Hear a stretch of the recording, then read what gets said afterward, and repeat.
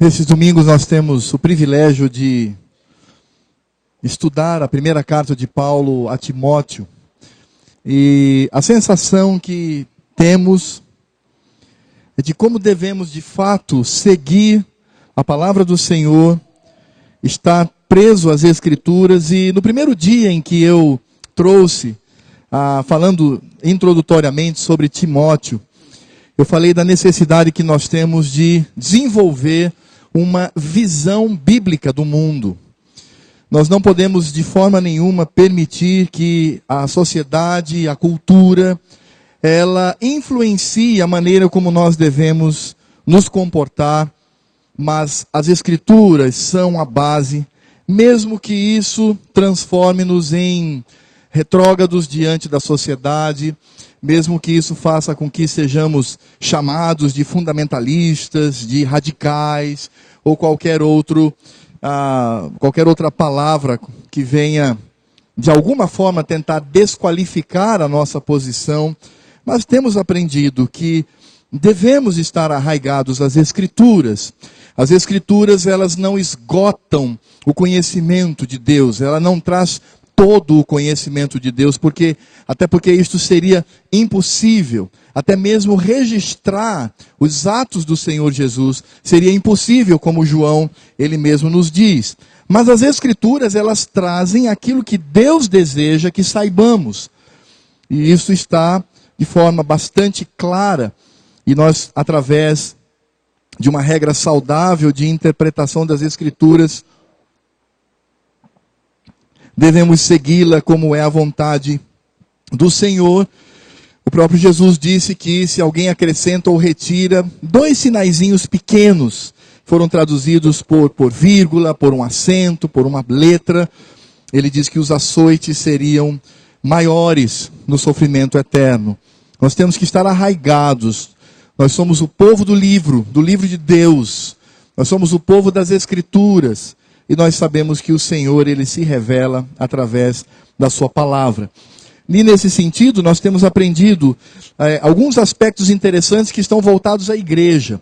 A primeira carta de Timóteo, que Paulo escreve ao seu jovem pastor, trazia toda uma preocupação em ele compreender como se deve comportar, como que se deve agir na igreja do Senhor. Como que a igreja ela deve se comportar conforme a vontade de Deus.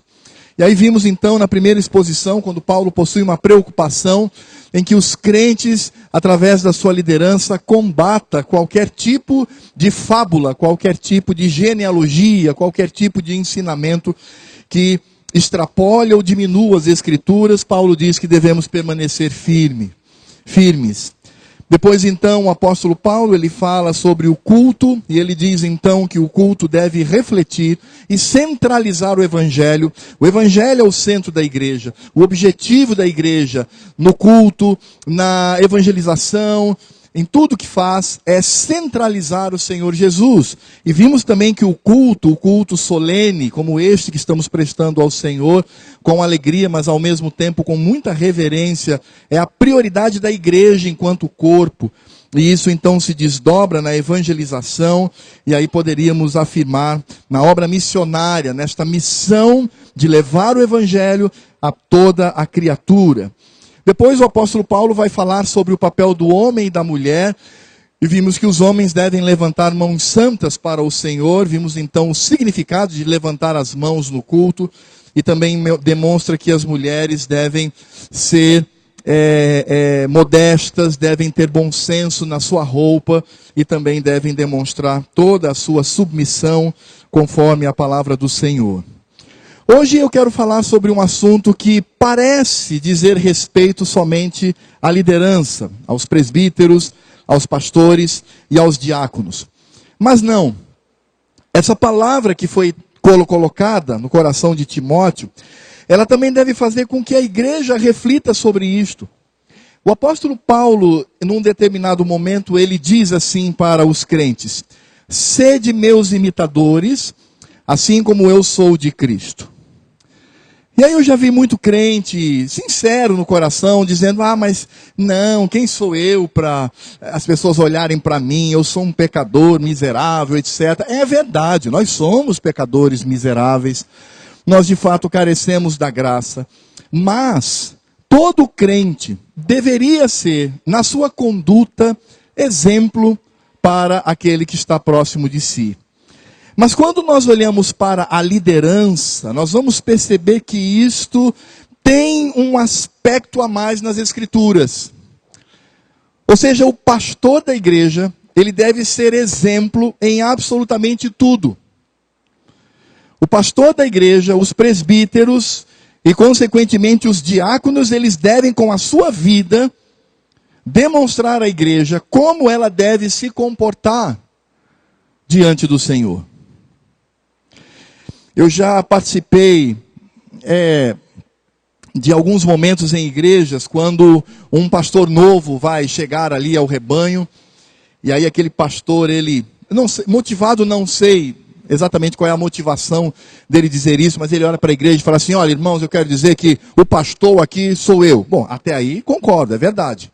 Mas ele diz assim, olha, minha esposa é um membro qualquer. Então olhe para minha esposa como um membro qualquer, ela pode ser disciplinada, ela pode...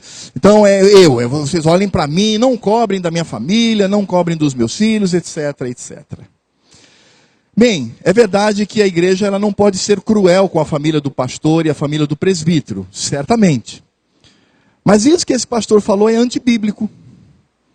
Ele não está agindo conforme a palavra de Deus. A esposa do pastor, os filhos do pastor, a esposa do presbítero, os filhos dos presbíteros, a esposa dos diáconos, os filhos dos diáconos, devem ser exemplos para a igreja. Porque se não o são, eles não merecem o cargo que ocupam. E a igreja precisa ter maturidade para isto.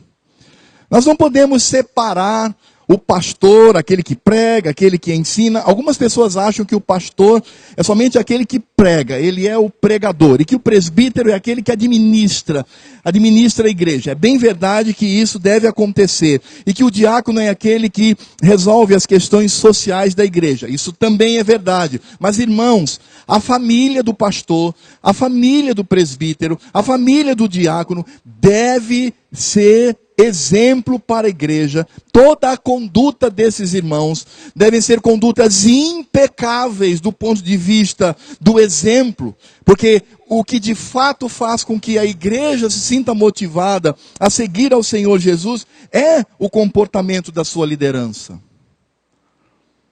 Bem, os irmãos devem estar sorrindo por dentro porque estão dizendo assim, bom, agora o cacete vai ser para cima dele mesmo. E é verdade. Nós vamos falar aqui sobre a responsabilidade pastoral, mas também a responsabilidade que a igreja tem de vigiar, de cobrar e de permitir que somente homens de Deus estejam neste cargo. E aí nós vamos abrir a palavra do Senhor em 1 Timóteo, capítulo 3, e eu quero fazer a leitura do verso 1 ao verso 13.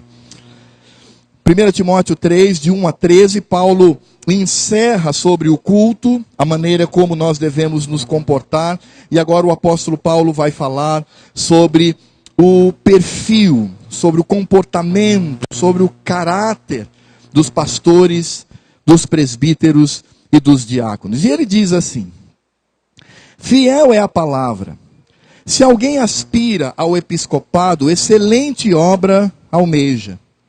É necessário, portanto, que o bispo seja irrepreensível, esposo de uma só mulher, temperante, sóbrio, modesto, hospitaleiro, apto para ensinar, não dado ao vinho, não violento, porém cordato, inimigo de contendas, não avarento, e que governe bem a própria casa, criando os filhos sob disciplina, com todo o respeito. Pois se alguém não sabe governar a própria casa, como cuidará da igreja de Deus? Não seja neófito, para não suceder que se ensoberbeça e incorra na condenação do diabo. Pelo contrário, é necessário que ele tenha bom testemunho dos de fora, a fim de não cair no opróbrio e no laço do diabo. Semelhantemente, quanto aos diáconos, é necessário que sejam respeitáveis, de uma só palavra, não inclinados a muito vinho, não cobiçosos de sórdida ganância, conservando o mistério da fé com a consciência limpa. Também sejam estes primeiramente experimentados, e se mostrarem irrepreensíveis, e eu acrescentaria, aí sim, exerçam o diaconato. Da mesma sorte quanto a mulheres, é necessário que sejam elas respeitáveis, não maldizentes, temperantes e fiéis em tudo. O diácono seja marido de uma só mulher, e governe bem seus filhos e a própria casa.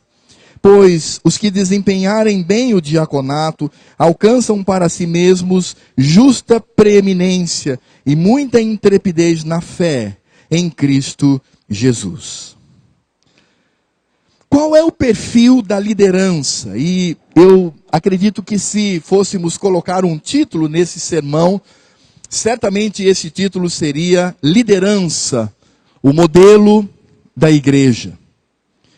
E de fato o que o apóstolo Paulo está tratando aqui é exatamente sobre isto.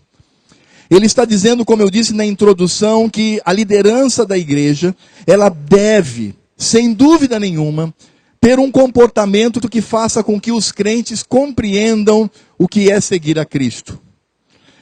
Por exemplo, se eu estou aqui pregando a palavra de Deus, expondo a palavra de Deus, isso é importante e os irmãos certamente vão compreender, mas é muito importante e é talvez mais importante que os irmãos olhem para a minha família, olhem para os presbíteros, olhem para a família dele, olhem para os diáconos, olhem para a família destes e percebam que eles estão de fato qualificados para o exercício do ministério. É por isso que o apóstolo Paulo, quando ele fala sobre o pastorado, quando ele fala sobre o ministério pastoral, o ministério da palavra, ele diz que essa escolha, esse desejo, melhor dizendo, é algo excelente. Ele inicia dizendo, fiel é a palavra. Eu não tenho dúvida nenhuma de que Paulo está utilizando essa expressão aqui, fiel é a palavra, se referindo às escrituras. Ele continua dizendo, batendo na mesma tecla, que nós devemos estar juntos à palavra, que não podemos arredar o pé da palavra, que devemos estar nas escrituras.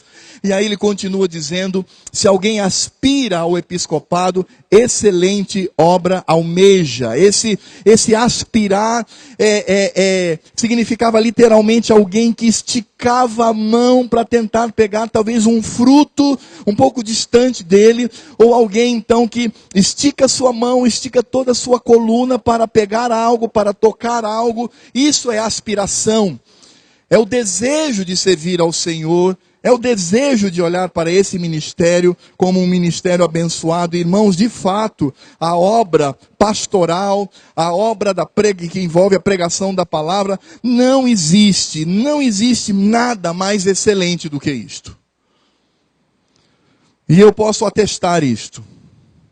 Não existe alegria maior do que você estudar as Escrituras, estar ali arraigado a ela e fazer com que um rebanho inteiro seja alimentado e se sinta motivado a servir ao Senhor Jesus conforme a vontade de Deus. Não existe trabalho melhor do que zelar pela alma daqueles que seguem ao Senhor. Não existe, irmãos, posição melhor do que aquele que vai resguardar, que vai proteger, e nós veremos isso domingo que vem, se o Senhor Deus assim desejar, aquele que sustenta o Evangelho e sustenta a palavra de Deus, fazendo com que ela fale para além do próprio pastor, para além do pregador. Não existe bênção maior. Por isso o apóstolo Paulo, quando ele olha para o episcopado, ele olha para o pastorado como uma excelente obra, um excelente trabalho. Bem ao contrário daquela senhora no interior, que chegou junto ao pastor da cidade e disse, pastor, meu filho vai ser pastor também. Ele tem aí 21 anos, e aí decidimos lá em casa, e ele também que ele vai ser pastor. E aí o pastor daquela cidade que recebeu os jovens disse, mas que bom! Como é que foi esse chamado? Como é que foi a motivação? Foi muito simples. Ele fez vestibular para medicina, não passou. Fez vestibular para direito, também não passou. Fez vestibular para História, passou, mas não concluiu o curso. Não quer nada com nada, não estuda. Aí nós olhamos para ele e falamos assim, meu amigo, você não serve para nada. Vamos ver se pelo menos para pastor você serve. É claro que não é assim. Infelizmente, a posição do pastor hoje, ela é muito desvalorizada, ela é muito esvaziada. Por conta da conduta de alguns que se dizem pastores, mas estão destruindo e descaracterizando a igreja do Senhor. Ou por outros pastores, que são ladrões, que são pessoas inescrupulosas, que enganam a boa fé. Ou outros que distorcem completamente a palavra de Deus ao seu bel prazer. Mas quando olhamos para o ministério, que deve ser um ministério fiel à palavra, por isso Paulo, ele começa dizendo, fiel é a palavra é fiel, a palavra é justa, a palavra é que deve estar na boca daqueles que são ministros desta palavra. Ele diz então, se alguém aspira ao episcopado, excelente obra almeja. E eu vejo, irmãos, que neste sentido, o ministério pastoral, o ministério de presbítero, o ministério de missionários que lideram, que também fazem o seu trabalho, é algo excelente, porque de fato ele almejou algo bom. Não queremos desmerecer aqui nenhuma outra obra. Eu sempre tenho dito para aqueles que vão fazer vestibular, que o crente deve buscar profissões que venham dignificar o evangelho. Por exemplo, o crente ser bombeiro é algo maravilhoso. O crente ser um médico dedicado é algo maravilhoso. O crente ser um advogado que haja com justiça é algo excelente. Porque são profissões que estão sempre guardando a justiça, estão preservando a vida humana, dando qualidade a estas. Então existem profissões que de fato elas trazem esta essência do evangelho. Mas de todas elas, embora obviamente o pastorado não seja uma profissão, e sim um ministério, um dom, mas como prática, como ação, Paulo diz, excelente obra almeja. E quando nós olhamos para este almejar, Paulo ele vai aqui agora fazer um corte e dizer algo muito sério. Ele diz, é necessário, portanto. Em outras palavras, Paulo diz assim, porém, ser advogado, médico, bombeiro, historiador, professor, é algo bom. Mas para exercer esse ministério, há algo que precisa ser notado. E é exatamente o fato de que o pastor, o presbítero, o líder, ele deve ser modelo em tudo para a igreja. A igreja, quando toma conhecimento de toda a vida deste servo de Deus, deve perceber nele a atuação do Espírito Santo, deve perceber nele uma vida cheia da palavra, uma vida cheia de amor, uma vida que de fato demonstre a presença de Deus em tudo que ele faz.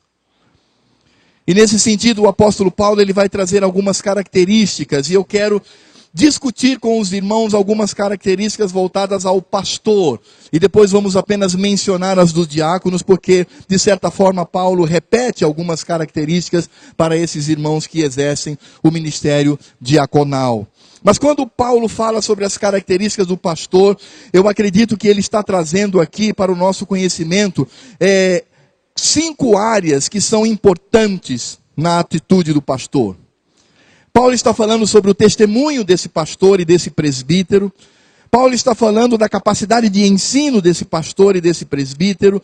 Paulo está falando como ele deve se comportar diante do dinheiro desse pastor e presbítero. Paulo está falando do controle que ele deve ter, o pastor e o presbítero. E Paulo, por fim, fala sobre como deve ser a família do pastor e como deve ser a família do presbítero no exercício do seu ministério. Quando o apóstolo Paulo fala sobre testemunho, e eu não vou seguir a ordem do texto para que os irmãos não se percam, mas eu aqui juntei algumas características dentro desses temas. E quando nós falamos sobre testemunho, o apóstolo Paulo está falando do comportamento que as pessoas do mundo veem no pastor e no presbítero. Ele diz que ele deve ser irrepreensível. Você sabe o que significa a palavra irrepreensível? É alguém onde ninguém encontra nada para repreender.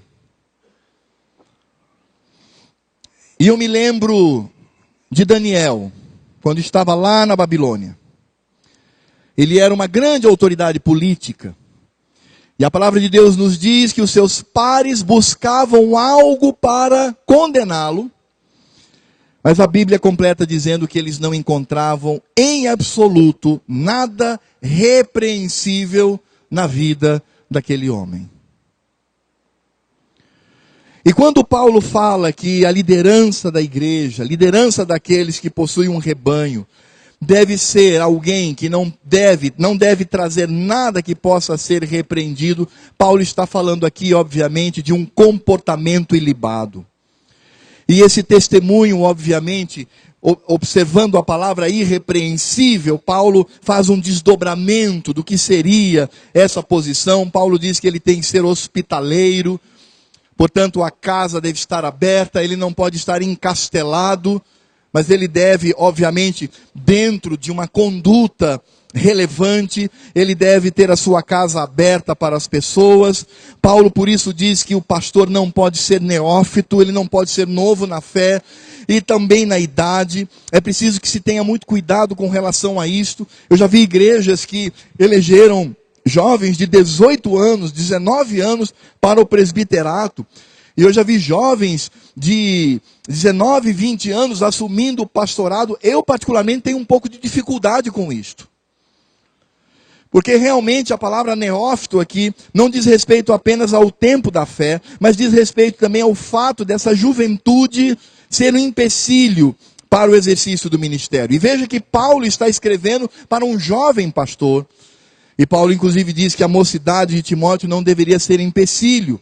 Mas quando Paulo utiliza essa expressão, ele obviamente está falando de alguém que ainda não compreende a palavra de Deus. Por isso Paulo diz, não seja neófito para não suceder que se ensoberbeça e incorra na condenação do diabo. Em outras palavras, existem algumas pessoas que acreditam que a posição de pastor é algo que deve fazer com que ele seja o centro de todas as atenções. Aliás, quando nós olhamos para as esquisitices evangélicas, vamos perceber que hoje pastor já não é muito interessante. Então, ele deve ser um bispo. Depois, bispo também já não ficou muito bom. Ele tem que ser um apóstolo.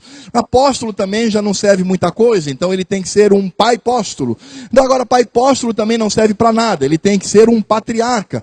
E eu acredito que o próximo grau deve ser semideus. E o próximo, talvez seguindo aí a doutrina dos Mormons, Deus. Alguém que é colocado como divino no meio do rebanho. E Paulo diz, é contra isto que nós devemos lutar. O pastor, de fato, o presbítero, a liderança, deve servir a igreja. Deve ser serva. São pessoas que se colocam para servir ao Senhor. Por isso o apóstolo Paulo diz, pelo contrário, é necessário que ele tenha bom testemunho dos de fora, a fim de não cair no opróbrio e no laço do diabo. Quando eu olho para essa expressão de Paulo, por isso me refiro ao testemunho, ele começa com o irrepreensível, e depois ele diz que tenha bom testemunho dos de fora, a fim de não cair no opróbrio e no laço do diabo. Nesse sentido, o pastor ele precisa se preocupar, o presbítero precisa se preocupar, a liderança precisa se preocupar com todos os movimentos que ele realiza em casa, na igreja e na sociedade.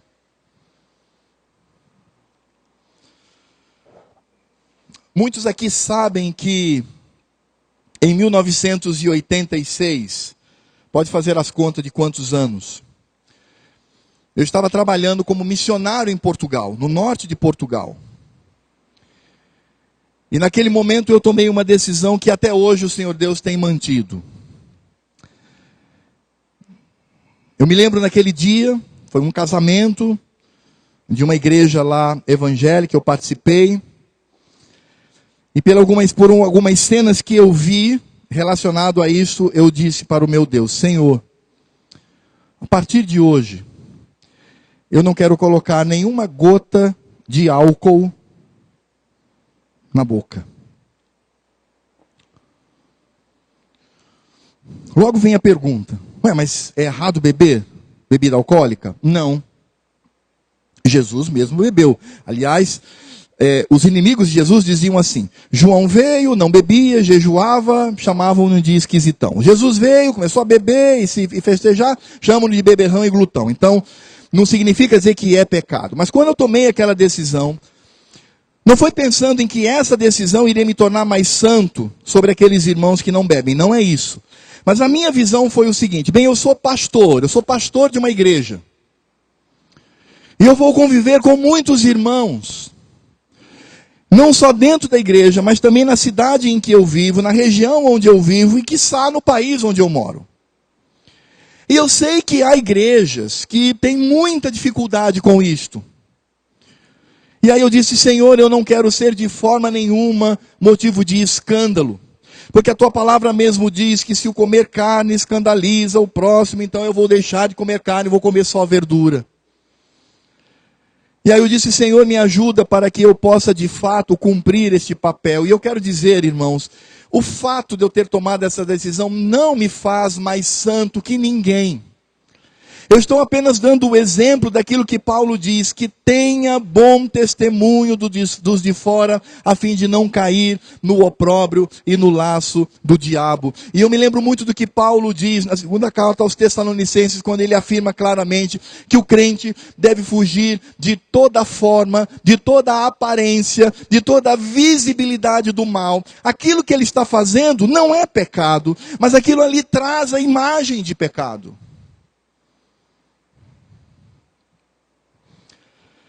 Se vocês vissem o seu pastor evangelizando num inferninho qualquer, e alguém dissesse: eu vi o pastor Alfredo lá naquela boate, lá dentro daquela boate, o maior alvoroço. E aí eu chego: não, irmão, mas eu estava evangelizando. Eu poderia de fato estar evangelizando, mas isso é errado. Porque é preciso manter o testemunho diante da cidade, diante das pessoas. Eu não preciso evangelizar alguém lá, eu posso evangelizar aquela pessoa na casa onde ela mora. Eu posso evangelizar em outro momento a mesma pessoa.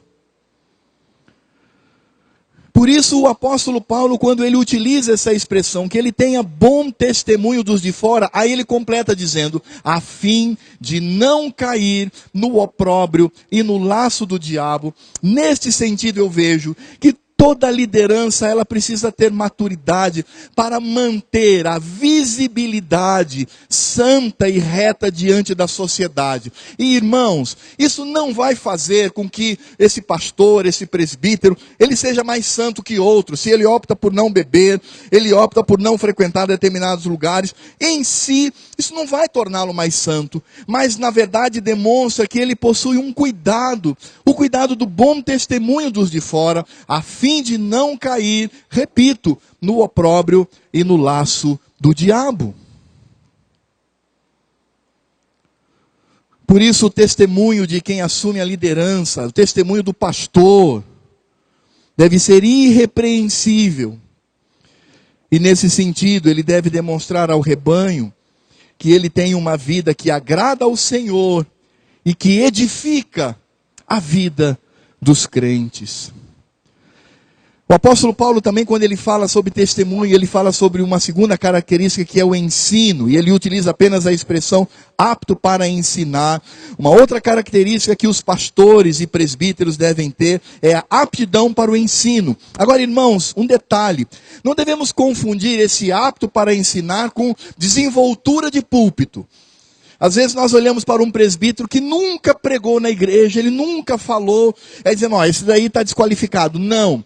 O apto para ensinar é no sentido dele conhecer as escrituras e aplicar as escrituras. Apto para ensinar é alguém que está arraigado às escrituras e os membros, os crentes olham para ele e sentem segurança em perguntar: pastor, o que a Bíblia tem a dizer sobre esta área, sobre este comportamento, sobre esta prática que vemos no mundo. Apto para ensinar é aquele líder que está sempre arraigado às escrituras, estudando as escrituras, amando as escrituras de Deus, para fazer com que o rebanho tenha um crescimento saudável. Uma outra característica que Paulo traz aqui é com relação ao dinheiro. Paulo diz que o pastor, ele deve ser modesto e ele não pode ser avarento. Irmãos, essa palavra aqui, quando aplicada a todos aqueles que se dizem pastores, nós íamos ver muita gente saindo pela janela. Eu sempre brinco dizendo que essa palavra é mais ou menos como se você dissesse: pega ladrão, e todo mundo corresse. Porque o que nós vemos de pessoas que se dizem pastores e mestres e líderes de igreja, eles não têm nada de modéstia. Eles querem ser bajulados. Eles querem colocar a fotografia deles na frente da igreja, para que todos ao passar vejam a foto deste homem. Preferencialmente com a sua esposa. Ele precisa ser repetido várias vezes. Ele precisa ser centralizado. E o que é pior, essas pessoas, elas querem enriquecer na utilização fraudulenta do Evangelho de Cristo. Mas a palavra do Senhor diz que o pastor, o presbítero, o líder, ele deve ser modesto, ele não pode ser avarento, ele não pode ser apegado, arraigado ao dinheiro. Se o pastor ele prega que os crentes devem devolver o dízimo, ele deve ser o primeiro a fazer isto. Se o pastor prega que nós devemos ajudar na obra missionária, os membros têm que saber quanto é que o pastor ele ajuda na obra missionária. Tem que saber. Quanto que os presbíteros ajudam? Tem que saber. Porque o pastor é aquele que demonstra que a vida do crente não pode ser arraigada, não pode ser enraizada no dinheiro. Aliás, o apego ao dinheiro, o amor ao dinheiro, Paulo vai tratar sobre isso, é a raiz de todos os males. E o que Paulo está dizendo é que o pastor ele precisa de modéstia, ele não pode ser avarento, ele não pode esnobar, ele não pode usar de espalhafato na sua condição de vida, mas ele deve ser alguém humilde, alguém que demonstra de fato simplicidade de vida. O pastor ele não pode ser visto em todos os lugares da sociedade, o pastor ele não pode ser visto usando todas as roupas que trazem o glamour da sociedade, nada disso. O pastor ele precisa ser modesto. Aliás, eu brinco muito com a minha esposa, porque às vezes a minha esposa, ela diz que eu sou relaxado. Eu digo, não, meu amor, eu sou despojado, é diferente.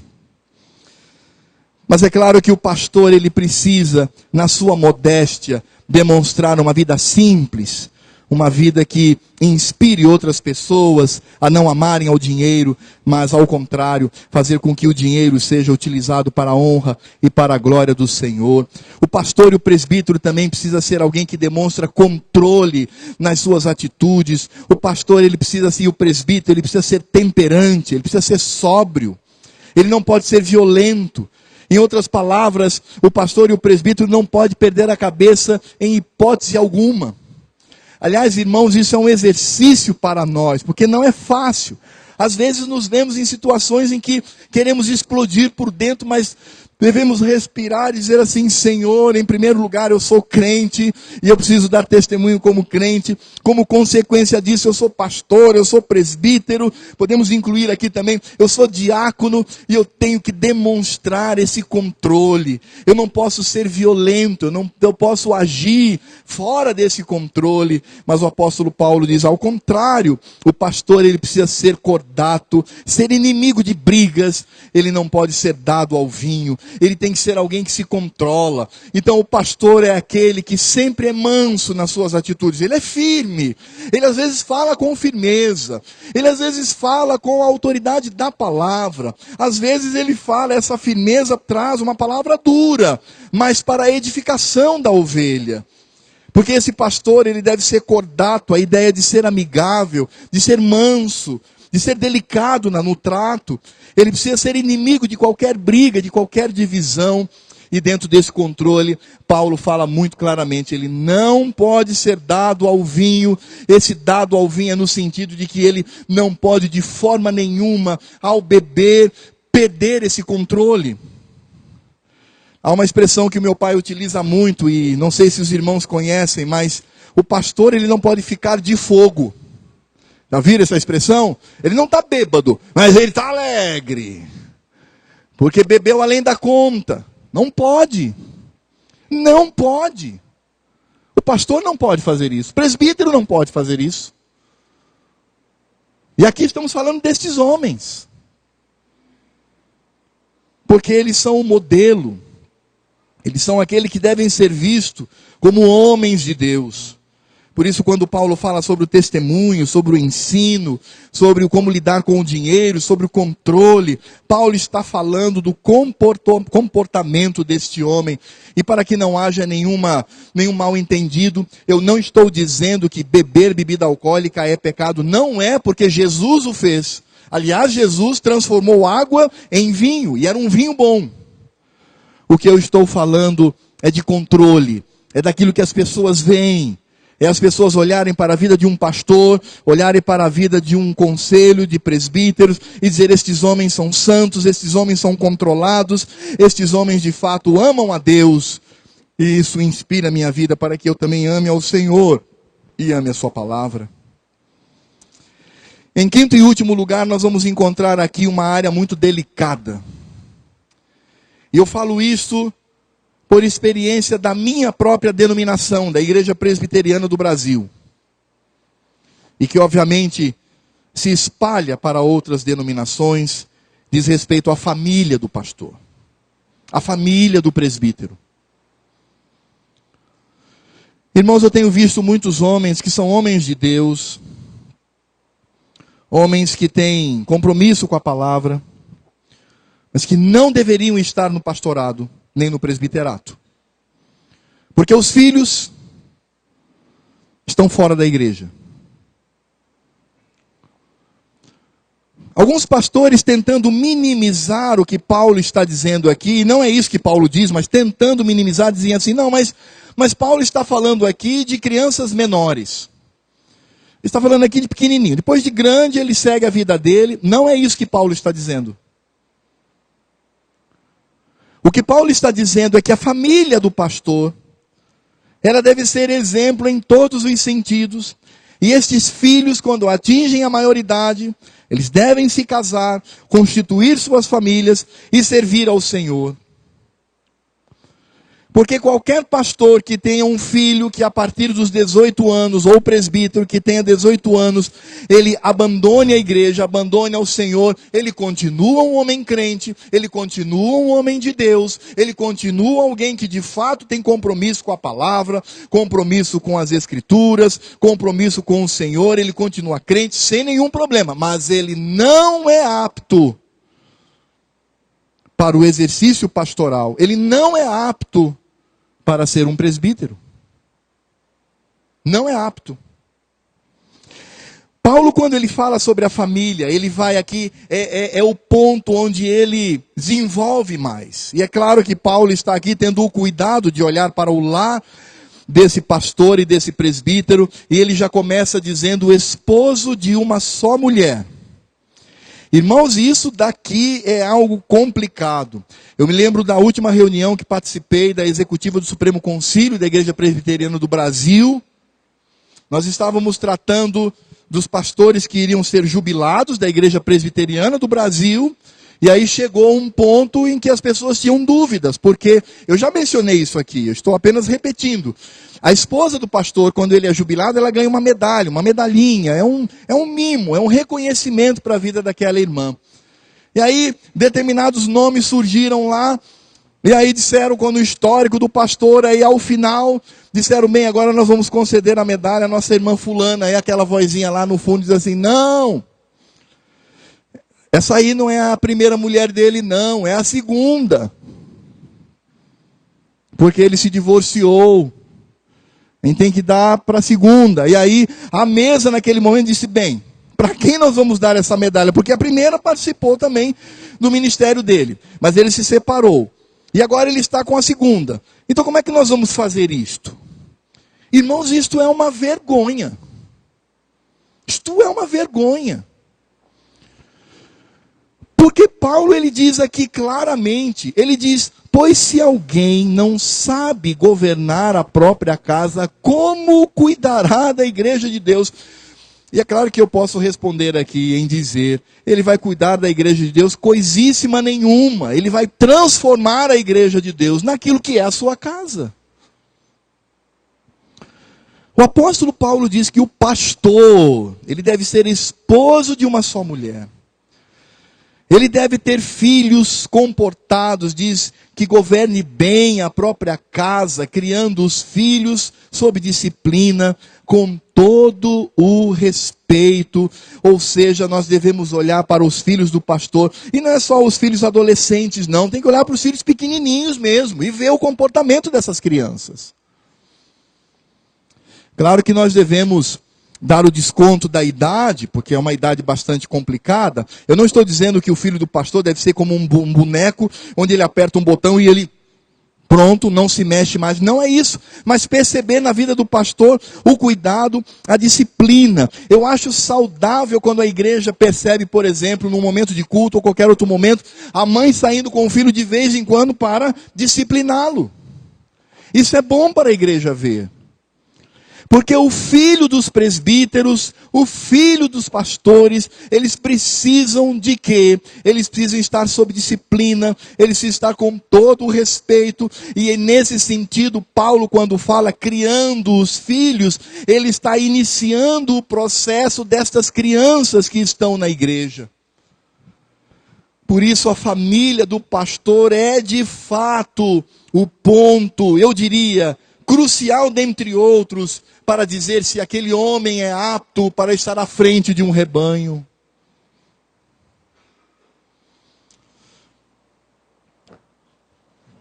Desde que eu iniciei o meu ministério, eu tenho dito com temor e tremor diante do Senhor. E eu falo isso com o coração muito apertado. Eu falo isso com muito medo.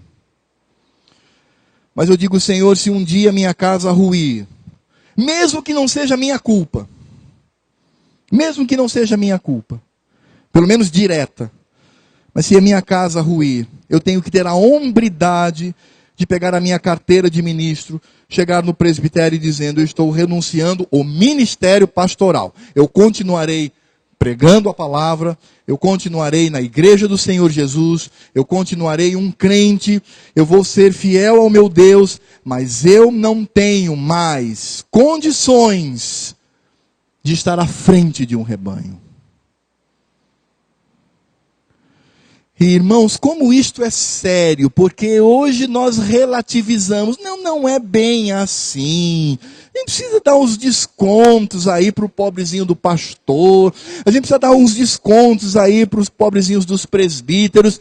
Negativo. O apóstolo Paulo, ele coloca essas características e por isso ele diz na sua palavra, fiel é a palavra, se alguém aspira ao episcopado, excelente obra almeja, é necessário, portanto, que o pastor tenha estas qualidades na sua vida. Se ele não tem essas qualidades na vida, ele não é apto para estar à frente da igreja. E eu quero dizer isso com muito temor e tremor no coração também.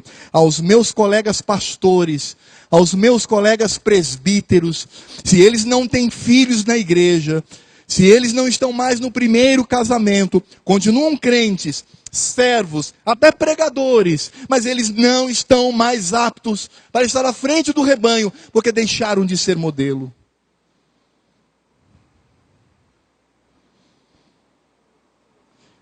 E é engraçado, irmãos, porque a igreja, ela precisa estar atenta a isto também. Não podemos de forma nenhuma privilegiar o pastor em detrimento de outros, privilegiar o presbítero em detrimento de outros, de forma alguma, pelo contrário, sobre os ombros desses líderes, pesa o testemunho, pesa o comportamento, pesa a maneira como a família deve se comportar. É claro que, de forma alguma, eu estou dizendo que a família do pastor e do presbítero devem ser esmagadas cruelmente pelo próprio pastor ou pelos próprios presbíteros. Não é isso. Mas o que eu estou dizendo é que a igreja precisa estar atenta e não pode, de forma nenhuma, relativizar isto. Pegar pastores cujo comportamento é reprovável, tomar pastores que não têm controle de si, tomar pastores que se divorciam e casam de novo, se divorciam e casam de novo, tomar pastores cujos filhos estão fora da igreja e olhar para eles e dizer, esse é o meu pastor, esse é o meu modelo. A vida dele me inspira a servir ao Senhor Jesus. Isso é incongruente, isso é contraditório. Por isso o pastor, ele precisa, acima de tudo, demonstrar o seu comportamento diante do Senhor. Por isso, irmãos, Paulo mostra claramente que a igreja do Senhor Jesus, ela tem toda a autoridade para julgar as atitudes de seus líderes. A Bíblia nos diz que é pecado julgar a intenção do coração. Eu não posso olhar para o Marcelo Alt e apenas olhando para ele dizer assim, eu acho que o Marcelo Alt está desejando no seu coração. Isso é pecado.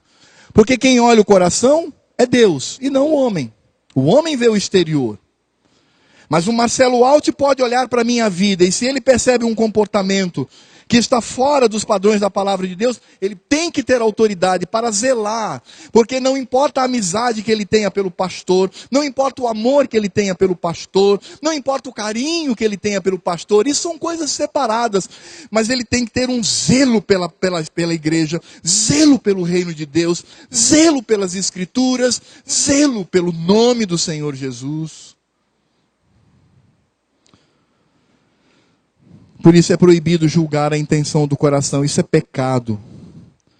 Mas Paulo diz que nós devemos olhar para a liderança, para os presbíteros, devemos olhar para os pastores e perceber que é necessário neles, portanto, este comportamento. É por isso que o apóstolo Paulo, quando ele trata sobre o ministério pastoral, ele também vai tratar sobre o ministério diaconal, e como eu disse de início, eu não quero me deter no ministério diaconal, porque é mais ou menos uma repetição, excetuando o fato de que o diácono, ele não é alguém escolhido para ensinar a palavra, mas ele é alguém escolhido para servir a igreja, e por isso, nesse sentido, o apóstolo Paulo diz que os diáconos devem ser respeitáveis, de uma só palavra, não inclinados a muito vinho, não cobiçosos de sorte da ganância, conservando o mistério da fé com a consciência limpa, marido de uma só mulher, e governe bem os seus filhos e a própria casa.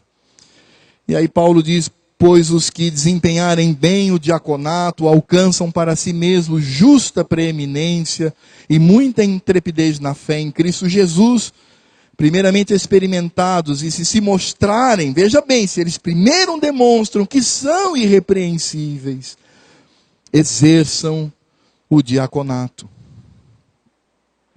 Algo que nos chama a atenção é que o apóstolo Paulo, no verso 11, ele também vai falar aqui sobre as mulheres.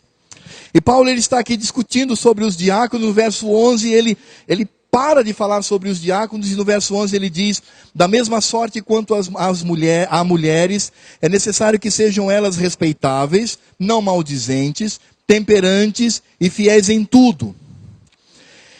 O fato de Paulo ter colocado aqui as características da mulher, exatamente no centro dos diáconos, ou seja, quando Paulo está discutindo sobre os diáconos a partir do verso 8, isso tem intrigado muitos estudiosos da palavra de Deus.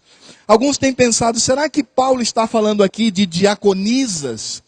Será que Paulo está falando aqui do fato de mulheres poderem exercer o ministério diaconal? Até porque o ministério diaconal não é um ministério de liderança, ela não lidera, ela serve. E com relação a isso, eles olham para Romanos capítulo 16, verso 1, quando Paulo se refere a Febe. Na nossa tradução diz a Febe que está servindo a igreja, mas na verdade, Paulo está dizendo ali literalmente a Febe, diácono na igreja do Senhor. Ela é chamada de diácono. É claro que a palavra diácono, ela também significava servir. Eu sempre gosto de olhar para o diácono e dizer, olha, o significado de diácono é como se você estivesse num restaurante e olhasse para o garçom. O garçom, ele representa muito bem o diácono. Ele está ali para servir. Ele está ali para ajudar as pessoas. Nós não sabemos se Paulo está aqui dizendo que há de fato espaço para as mulheres exercerem o ministério diaconal, ou como outros Outras autoridades da palavra de Deus no Novo Testamento dizem, não, mas aqui na verdade Paulo está falando sobre as esposas dos diáconos. Então, de certa forma, Paulo fala sobre os diáconos, sobre a esposa e depois continua com os diáconos. Mas uma coisa que eu posso perceber aqui, irmãos, e a igreja deve estar atenta a isso, é que sendo diaconisas ou sendo esposas dos diáconos, se Paulo inclui aqui as mulheres, Paulo está dizendo que essas mulheres, elas também devem exercer o ministério de servir a igreja. Elas devem apoiar o seu marido, mesmo não sendo ordenada diaconisa, mas ela deve agir em conjunto com o seu esposo, para que esse esposo possa desempenhar o seu ministério. E é importante porque o apóstolo Paulo, ele fala claramente, já no verso 12, porque fala sobre as mulheres, e no verso 12 ele diz, o diácono seja marido de uma só mulher, e governe bem seus filhos e a própria casa, o que inclui o exercício daquela que auxilia o ministério do servo de Deus. Aí talvez você faça a seguinte pergunta, bem, mas o que é que eu tenho a ver com isto? Eu não sou pastor, eu não sou presbítero, eu não sou diácono, então o que eu tenho a ver com isso? Irmãos, há algo muito precioso aqui e eu quero concluir esta mensagem falando isto. Nós temos visto muitos absurdos nas igrejas evangélicas por parte da liderança e de certa forma, como eu sempre tenho dito, o rebanho não é vítima na sua maioria, mas é cúmplice deste líder. Elas seguem este líder mesmo sabendo que ele nunca poderia ser modelo do rebanho. A família deste líder é um desastre, mas seguem-no por outras motivações. A palavra que eu trago aqui para esse rebanho tão amado e querido é: irmãos, tenham muito cuidado com relação a isto. Vocês devem olhar para mim como pastor, para o Heleno como pastor, para o Jorge, para o Emerson, para o Gersino, para o Jacó, para todos os presbíteros que compõem ali, os presbíteros em disponibilidade, devem olhar para os diáconos e devem zelar para que estes homens tenham bom testemunho. É claro que todos nós somos pecadores, irmãos. Eu sou um pecador miserável diante do meu Deus. E eu preciso das misericórdias do Senhor, eu não tenho dúvida quanto a isso. Aliás, convivendo com os meus filhos e a minha esposa, eles mais do que ninguém percebem isso na minha vida. É claro que nós pecamos e por isto carecemos da graça do Senhor. Não estamos afirmando aqui que o pastor deve ser por excelência impecável e que uma ovelha, ao perceber que o pastor ou presbítero ou diácono cometa um deslize, pronto, vamos fazer um impeachment aqui e tirar esse pastor. Não é isto. Mas a igreja, ela também tem participação nisto. Ela deve zelar para que a sua liderança, ela esteja caracterizada por aquilo que Paulo nos ensina. E, irmãos, nesse sentido, a igreja, ela precisa cuidar da sua liderança, cuidar dos seus pastores, dos seus presbíteros e dos seus diáconos. A igreja precisa entender que ela, como corpo de Cristo e como rebanho, deve incentivar, encorajar, contentar esta liderança, para que elas continuem arraigadas à palavra de Deus, e elas sejam de fato o modelo do rebanho. Porque, irmãos, você pode até esquecer muita coisa do que eu disse aqui, mas vá para casa com isso na sua mente e no seu coração. Lembre-se que o pastor, os presbíteros e os diáconos devem ser modelo do rebanho. E nesse sentido eu olho para os presbíteros aqui, os diáconos. Por um lado eu digo: misericórdia, Senhor. Ajuda-nos nesse sentido. Por outro eu digo: igreja do Senhor Jesus, ame a Cristo acima de tudo. Ame a Cristo acima da sua liderança. Ame a Cristo acima do seu pastor, dos seus presbíteros e dos seus diáconos. E zelem para que de fato estes homens cumpram a palavra do Senhor. Por isso a responsabilidade, ela não está apenas localizada na vida do pastor e da liderança, mas ela também se espalha entre todos aqueles que devem incentivar, manter e zelar pela igreja do Senhor Jesus. Vamos curvar a nossa cabeça e vamos orar neste momento. Eu vou chamar o Silvio para vir aqui à frente. Por favor, Silvio, vem aqui. Eu vou pedir para que o Silvio ore, pedindo a graça de Deus sobre a minha vida, sobre a vida dos presbíteros e sobre a vida dos diáconos. E que Deus, de fato, tenha misericórdia de nós e nos ajude nesse sentido, para que sejamos fiéis à sua palavra. Querido bom Deus, amado Pai, aqui estamos reunidos, Senhor Jesus, para te louvar, te agradecer, Senhor meu Deus, pela tua graça derramada sobre nossas vidas. Obrigado, Senhor Jesus, por usar a nossa liderança, usar o nosso pastor querido, nossos pastores. Obrigado por abençoar nossos presbíteros, nossos diáconos, que guiam todos nós aqui, Senhor Jesus, tentam nos mostrar qual é o melhor caminho que o Senhor quer para nós e tentam servir de exemplo aqui na igreja para todos nós, com seu comportamento diário, ensinando a palavra e mostrando, meu Deus, como é bom te servir, como é bom te adorar, como é bom ter uma vida reta diante de ti, meu Deus. Mostrando o Senhor Jesus a cada dia, se esforçando a cada novo dia para ter uma vida íntegra diante de ti, apesar de todos os desafios que a vida nos apresenta.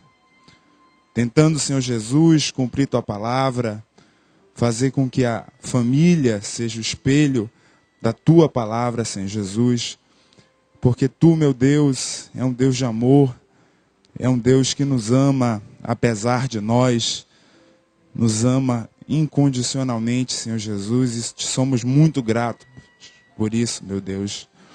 Abençoa, Senhor Jesus, todos os teus servos que vêm aqui hoje e diariamente procuram por ti para aprender da tua palavra, para procurar ter uma vida irrepreensível, para serem imitadores de ti, Senhor Jesus, porque tu és o Deus que nos ama e é o Deus que serve, meu Deus, como referência para todos os nossos passos de cada dia. Obrigado, meu Deus, obrigado pela tua misericórdia. Obrigado, Senhor Jesus, porque tu renovas essa misericórdia todo santo dia, meu Deus, e usa pessoas tão maravilhosas, meu Deus, para nos guiar nessa jornada da nossa vida, de crescimento diante de ti e de aprender cada vez mais a tua palavra, Senhor bom Deus. Eu te agradeço imensamente e peço, meu Deus, de todo o coração, que o Senhor continue a abençoar a liderança dessa igreja, em especial, meu Deus. Porque a seara, como tu mesmo diz em tua Bíblia, tua palavra, a seara é muito grande e precisa, Senhor Jesus, de homens e mulheres que atendam a esse teu chamado, Senhor Jesus, de levar a tua palavra com todo amor, com toda a misericórdia e com todo respeito a cada vírgula que consta da tua palavra, Senhor Jesus. Obrigado, eu te agradeço, amado Deus. Amém. E que a graça do Senhor Jesus, o amor de Deus Pai, a comunhão, a consolação, os dons, o amor, a graça e a misericórdia, que nós ouvimos muito bem pela oração do teu servo, estejam sobre a minha vida, Senhor. Por favor, me ajuda. Sobre a vida dos presbíteros, por favor, ajuda os meus irmãos. Sobre a vida dos diáconos, por favor, Pai querido, ajuda os meus irmãos. Sobre a vida do Silvio, sobre a vida da igreja que se reúne aqui esta noite, sobre a igreja do Senhor que se espalha por todo este mundo, este pequenino rebanho do Senhor. Pedimos para que as tuas bênçãos estejam sobre todos nós ao longo desta semana. Concede-nos a tua graça e a tua misericórdia, Senhor, porque precisamos dela. Em nome de Jesus, amém.